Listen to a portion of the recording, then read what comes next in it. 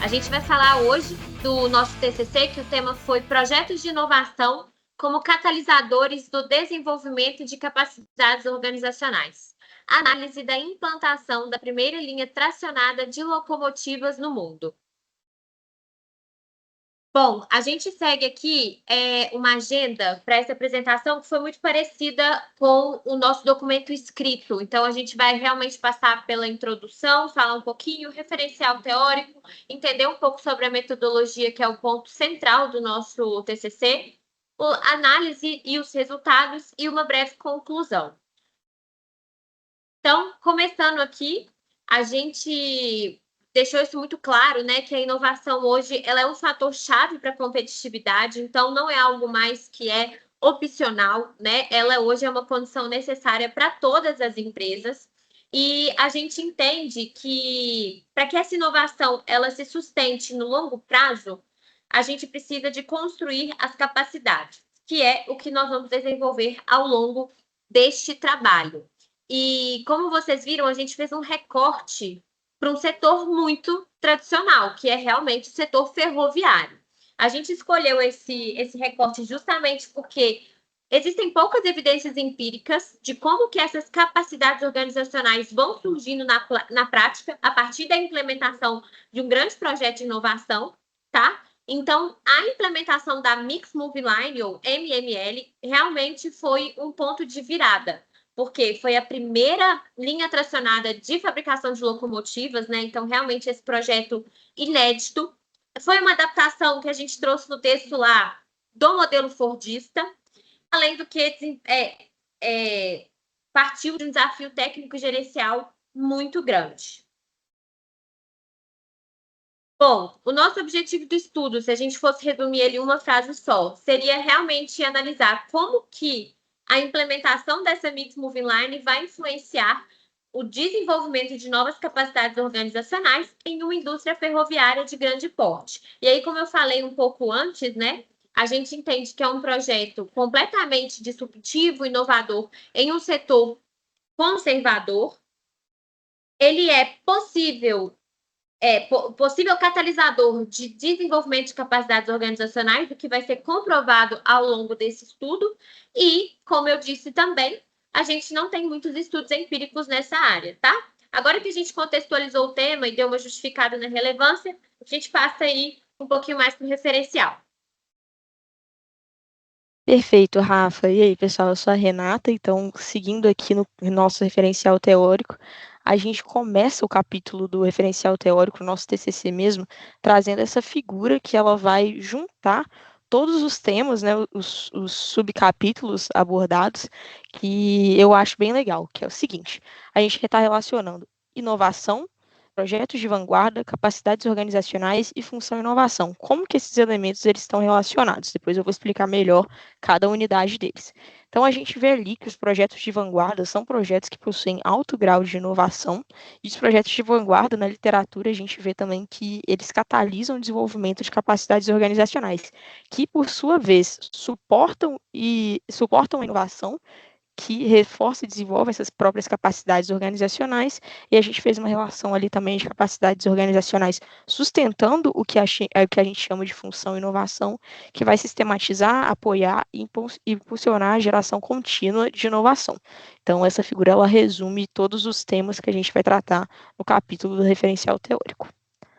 Bom, para começar, a gente traz aqui o referencial de inovação, um referencial assim, nas nossas pesquisas que ele é muito abrangente, a gente tem várias definições de inovação, mas um resumo aqui da definição que a gente acha que tem mais sinergia com o tema do nosso trabalho é que inovação é a introdução de algo novo ou com melhorias significativas, e aí a gente pode estar falando de produtos, processos, serviços, etc., que vão gerar valor para a empresa e ou os seus clientes. Aí a gente tem também intensidades da inovação, a gente vê que a inovação ela pode ser radical ou incremental. A radical a gente está falando de transformações significativas que vão ali disruptar, criar novos paradigmas mesmo, e incremental a gente está falando de já um incremento em algo que já existe. A gente traz também a ideia que alguns autores trazem de uma visão restrita, que é muitas empresas, elas limitam a inovação apenas à pesquisa e desenvolvimento ou a novos produtos, e elas acabam perdendo oportunidades por conta disso.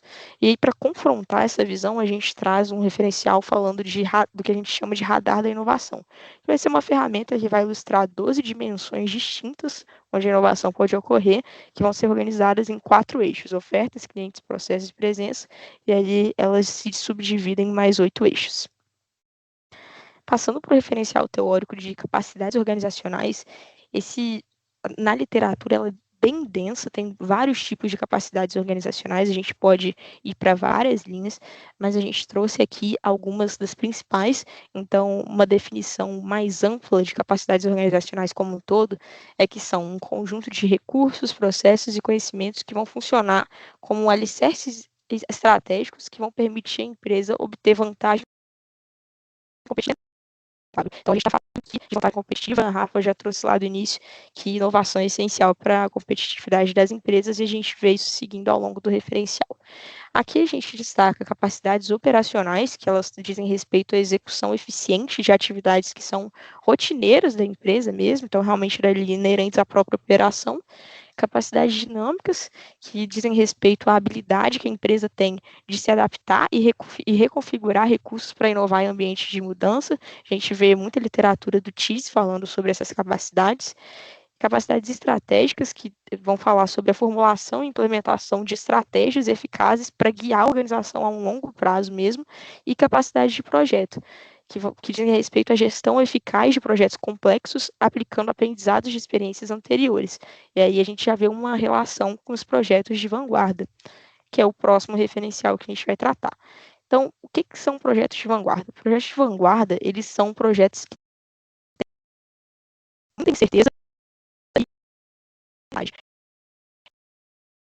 a primeira incursão de uma empresa em um novo domínio de tecnologia ou um novo domínio de mercado.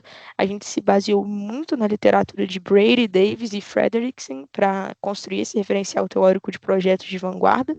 E uma das funções principais desses projetos na empresa, os autores vão trazer que eles vão atuar como laboratórios de aprendizagem organizacional, que é justamente o que a gente vai tratar aqui no nosso TCC, que eles funcionam como catalisadores para o desenvolvimento de novas capacidades técnicas e gerenciais na organização.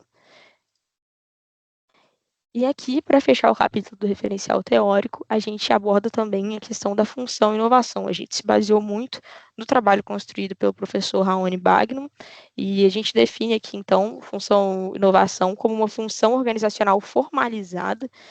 Geralmente é uma equipe identificável que tenha uma missão específica de sistematizar, apoiar e impulsionar essa geração contínua de inovação na empresa. Gente, então agora a gente parte para a metodologia, que é um ponto central do nosso TG. Através da triangulação. Então, a gente passou aqui, a gente escolheu, né, uma abordagem qualitativa, exploratória e descritiva. Optamos também por uma estratégia de estudo de caso único, porque a gente está falando de um projeto inédito no mundo ferroviário, e a coleta de dados, que vai sustentar aí o que eu vou falar mais para frente, da metodologia ESA, ela foi feita através de triangulação. Então, tudo foi baseado em entrevistas internas e em documentos internos. Como que a gente organizou essas entrevistas? A gente utilizou, né, como eu estou falando, das entrevistas semi-estruturadas para a coleta de dados. Então, a gente tinha ali um roteiro de perguntas que foi previamente estruturado, tanto com base lá em tudo que a gente viu da literatura, de aprendizagem organizacional, inovação, desenvolvimento de capacidades, mas também a gente pensou muito numa lógica específica. Por quê? Tudo isso que a gente está falando da metodologia ESA e que eu vou explicar melhor mais para frente, teria que sustentar o que a gente queria do projeto através da fala dos entrevistados. Então, a gente realmente fez perguntas cronológicas, orientadas por um contexto, né? Tipo, o que aconteceu, quem que estava envolvido, para a gente fazer uma decomposição das narrativas desses entrevistados em o que a gente chama de eventos críticos, que é fundamental aí para a metodologia que a gente usou. Então, um ponto muito importante aqui é que a gente escolheu pessoas que estavam em etapas diferentes do projeto, em cargos diferentes no início do projeto. Coincidentemente, né, eles continuam na empresa até hoje, então eles acompanharam muitas etapas desse projeto, tá? Isso foi um critério aí que a gente usou na hora de selecionar os entrevistados. Bom, uma outra coisa também que a gente sabe que poderia acontecer, nós vamos falar um pouco disso na conclusão, é em relação ao viés, porque quando a gente conversa com pessoas, né, independente do tempo que elas permaneceram na empresa, vivenciaram resultados positivos e tudo mais,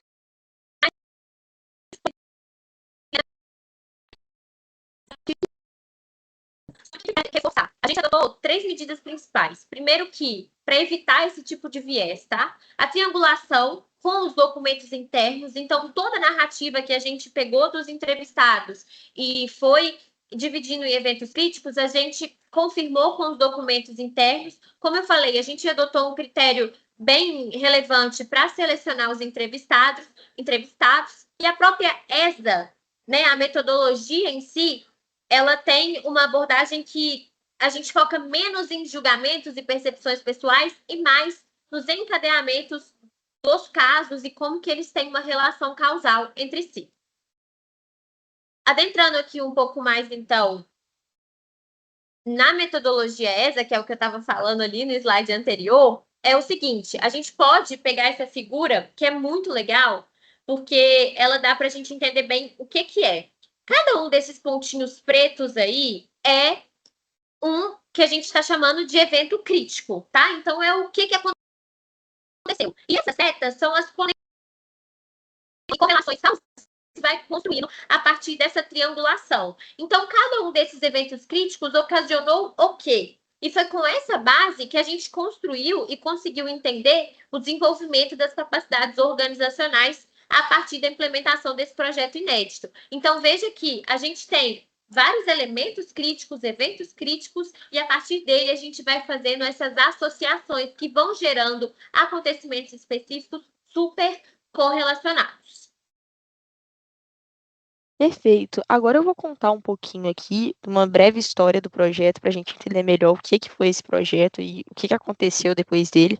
Mas a gente está falando da primeira linha de fabricação de locomotivas, a linha tracionada do mundo. Então, até a data de hoje, é o único lugar do mundo ainda que esse processo existe para fabricação de locomotivas.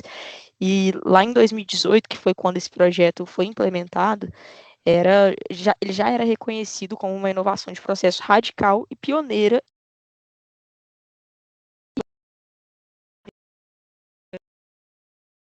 de manufacturing, de automação industrial, de produção puxada. E ali eles tinham uma meta de unificar duas linhas de produção existentes para reduzir inventário, aumentar a produtividade e realmente permitir uma produção mais flexível de diferentes modelos de locomotivas. Aqui eu trouxe as falas de alguns dos entrevistados para a gente ver como que eles enxergavam esse projeto mesmo na época, né? Então a gente vê aqui que aparecem palavras muito interessantes. Então, por exemplo, o entrevistado 3 fala que é um projeto super complexo, que corria muitos riscos, ainda mais que ninguém fez no mundo, né? Reconhecendo então o pioneirismo da iniciativa. Então, a decisão de iniciar o projeto exigiu muita coragem na época, querendo replicar o modelo que é para carros, que pesa cerca de 1 tonelada, para a fabricação de locomotivas de 200 toneladas, um produto de escala e peso tão diferentes. Então, a gente vê aqui a complexidade técnica que está inerente a esse processo de inovação radical e que era extremamente diferente para todo mundo, e o projeto era muito questionado e muito desafiado nesse aspecto de se ia dar certo mesmo, né? Aqui eu trouxe algumas fotos para a gente entender melhor como que era. Então, antes a gente tinha 2 galpões separados, cada galpão fabricava uma linha específica de locomotiva, e aí a gente juntou essas linhas, ganhando no layout, e enfim, e aí essa linha ela foi tracionada. Então, virou uma única linha, e aí virou o que a gente chama de Mixed Moving Line. Uma coisa muito interessante que apareceu nas nossas entrevistas foi que esse projeto ele teve uma origem estratégica num planejamento iniciado lá em 2015. E aqui a gente destaca também um papel da liderança, que era o diretor de operações da época, O que acontece? Eles fazendo esse papel, essa estratégia aí, nesse planejamento estratégico, muito na figura desse diretor de operações, eles tinham essa visão de ser uma operação de classe mundial, sendo a primeira escolha para clientes e funcionários, com forte colaboração com fornecedores e a comunidade. Então, essa figura ela foi fornecida pela própria empresa, então a gente vê aí a forma como que eles desenham, né, é muito interessante. Então, esse ser uma operação de classe ali por segurança, qualidade, entrega, custo, cultura, ferramentas, sistemas e princípios, e ali embaixo está escrito crenças da empresa, então uma figura muito interessante. E uma coisa que apareceu muito também foi que todos os entrevistados falaram diversas vezes sobre esse papel da liderança do diretor de operações, que era uma pessoa que já tinha um background do setor automotivo, que é um lugar onde é muito usado, né, linhas tracionadas para fabricação de veículos automotivos, mas ele quis trazer essa visão justamente para o setor ferroviário. Outra coisa que a gente destaca também nas nossas análises é o engajamento operacional. A gente vê que teve uma participação ativa dos operadores do chão de fábrica e que isso foi essencial para eles conseguirem montar mesmo a Mix Moving Line. E é muito interessante ver como que a disposição física dos materiais, isso foi uma coisa citada também, que por que eles não só fizeram coisas com softwares e coisas mais digitais assim, justamente para permitir essa participação dos operadores. Falaram que as contribuições deles foram muito relevantes para o projeto sair do papel. E aqui, passando então para como que a gente analisou esses eventos de fato. Primeiro, a gente identificou todos esses eventos, a gente listou, e aí a gente selecionou esses eventos, considerando se eles representavam uma ação ou uma decisão concreta e delimitada do tempo.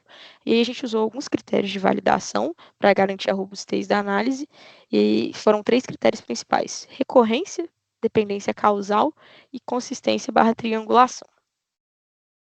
Para construir a rede de eventos de fato, o que a gente fez? A gente organizou todos os eventos, então, que a gente selecionou ali e validou de acordo com os critérios que eu citei anteriormente. A gente organizou eles em ordem cronológica. Depois, a gente fez uma análise das relações entre cada par de evento, com base em 2 perguntas, uma implicativa e uma contrafactual. Então, o evento recente depende do anterior? E a contrafactual é: o evento mais recente teria ocorrido sem o anterior? E aí o resultado final é justamente essa rede causal que vai representar graficamente os eventos e as suas relações de dependência, que é essa figura aqui. Então a gente separou por cores e aí cada evento está sendo ligado. E, enfim, foram 29 eventos críticos identificados. Aí depois, quem quiser saber mais do que foi cada evento certinho e qual que foi a relação entre eles, está tudo escrito lá no nosso capítulo de análise de resultados. Bom, pessoal, a partir dessa rede de eventos aí que vocês viram que a gente construiu, né? Que a gente só conseguiu construir porque a gente mapeou eles com a ESA, a gente começou a conseguir identificar o surgimento das capacidades organizacionais. E vocês viram que a gente trouxe um referencial teórico que existiam muitas capacidades. Então, o que a gente fez estrategicamente, tá? Foi uma das nossas metodologias aí. A gente agrupou as principais capacidades organizacionais em dimensões analíticas, para a gente conseguir analisar de. Então, a gente tem essas dimensões de estratégia, gestão da inovação, estrutura de adaptação, operações e aprendizagem e cultura. Um reforço que eu faço aqui é que a aprendizagem e cultura, ela entra aqui como um contexto habilitador, tá? Ela não é considerada, dentro da literatura e tudo mais, uma capacidade organizacional. Mas como a Renata muito bem trouxe, a presença de um líder, né, que já tinha uma experiência, foi fundamental para que o projeto pudesse acontecer. Então, por isso que a gente não deixou a aprendizagem e cultura de fora do quadro de dimensões analíticas. E aí, a partir disso, a gente pega aquela rede de eventos e a gente consegue introduzir o desenvolvimento das capacidades organizacionais. Essa figura, ela é uma das mais emblemáticas aí do nosso estudo, né? Porque a gente consegue ver aqui a correlação direta entre os eventos críticos que a gente mapeou e as capacidades organizacionais que surgiram a partir desses eventos críticos, né? Então, cada uma dessas linhas são uma das dimensões E esses pontinhos são os eventos, né, que contribuíram para isso. Então, como a gente reforçou lá no início da tese, né, já caminhando aí para o... Da tese não, gente, da defesa, desculpa, do TCC, a gente entende que o Mix Moving Line não foi só um projeto inovador, ele realmente foi um catalisador sistêmico de todas essas capacidades organizacionais. Um ponto aqui importante também de falar rapidinho é que lá no início a gente falou que não tinha muitos estudos sobre isso. E realmente é bem difícil a gente conseguir fazer a correlação entre esses eventos e essas capacidades, e por isso que a gente quis trazer de forma tão ilustrativa através dessa imagem, tá? Perfeito, Rafa. Então, pessoal, já partindo aqui para as conclusões, a gente conseguiu tirar algumas em âmbitos diferentes. A primeira delas é que a gente categorizou a Mixed Moving Line como um projeto de vanguarda e inicial desse projeto fosse operacional, era uma coisa mais voltada a layout, aumentar a eficiência operacional. A literatura de projetos de vanguarda, ela não é especificamente disso. A gente considera, sim, que foi um projeto de vanguarda porque atuou justamente como catalisador para a transformação organizacional mais ampla, funcionando como um laboratório de aprendizagem, que eu trouxe lá no slide de referencial teórico de projetos de vanguarda, que é um dos principais objetivos dele. Então, a gente conseguiu enquadrar a Mixed Moving Line aí. Depois a gente viu que é da construção sistêmica de capacidades, então o projeto realmente gerou um legado ali que ultrapassou o escopo técnico, como a Rafa muito bem trouxe aqui no slide anterior. E aí a gente trouxe também algumas implicações teóricas. Então a gente concluiu ali que os projetos de vanguarda podem sim gerar novas capacidades, mesmo sem um propósito deliberado inicial, que vai corroborar muito com a literatura de Brady Davis. A gente concluiu também que as capacidades dinâmicas elas podem ser construídas, então, de forma não deliberada durante essa execução de projetos complexos, que vão complementar